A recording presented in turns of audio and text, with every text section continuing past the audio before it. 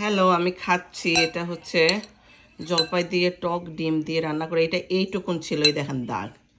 মানে আমার শরীরটাও ভালো না।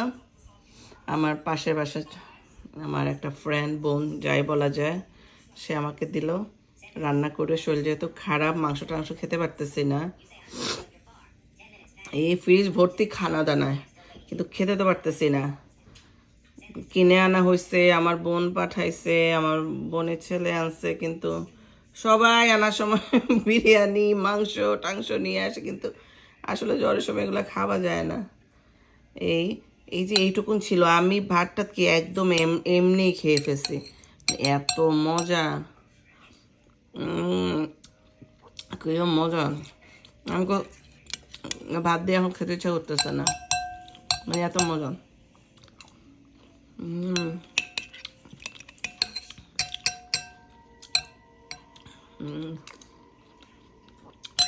কি যে অবস্থা, বাচ্চা কাচ্চা সবার শরীর খারাপ ছিল, এখন আল্লাহর মধ্যে ভালো।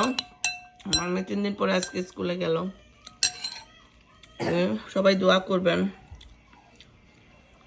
শরীর স্বাস্থ্য ভালো থাকা যে কত বড় নেয়ামত। আসলে শরীর খারাপ হইলে সেটা হারে হারে টের পাওয়া যায়, এই আর কি। সো ইয়ামি জলপাই টক, খুবই মজা। মাছের ডিমটা এত ভালো, কোনো ধরনের গন্ধ নাই। আমি অনেক আগে, একদম অনেক আগে বলতে অনেক আগে, মানে 10-15 বছর আগের কথা বলবো, ইলিশ মাছের একটা প্যাকেট করছিলাম ডিমের। মানে বিলিভ মি আর নট, আমি জানি না আমার প্রসেসটা হয়েছে হয় নাই নাকি না, এভাবে ডিম ভাজি করছিলাম, আমি সারাটা ফেলে দিতে হয়েছে। আমার তো আর খাওয়ার মানুষ নাই যে অন্য কেউ খাবে। এরপরে দেখলাম অনেকে আসলে গন্ধমন্ধ, মানে একটু স্মেলি থাকে, খেতে রান্না করে দেখছি। এখন এখন আমার তো ঘরে কেউ নাই যে আর কেউ খাবে বা কিছু। আমার এখনও আফসোস লাগে। $14 না $15 দিয়ে কিনছিলাম, সেই অনেক আগের কথা। দেখতে এত ভালো ছিল, কিন্তু যখন আমি ডিমটা ভাজি করছিলাম, এমন একটা ফিশি, মানে মানে ফিশ বার্ন গন্ধ বের হয়েছে। ও, মাছের গন্ধ কিন্তু খাওয়া যায় না।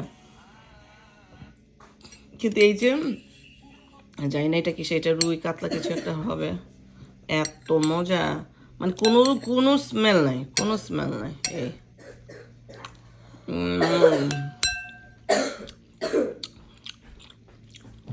আগে তো আহারে প্রথম প্রথম তো আমি, ওখানে তো আমাদের বাঙালি স্টোরি ছিল না, সেই খামার বাড়িতে গিয়ে জ্যাকসনাইট গিয়ে আয়ের মাছ বোয়াল মাছ ওগুলো আনতাম রাত 2টায় 12টা 1টা। এখন তো আর এগুলোও পাওয়া যায় না।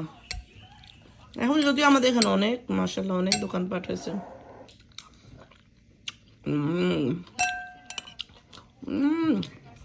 জলপাইটা হ্যাভি টক, মজা।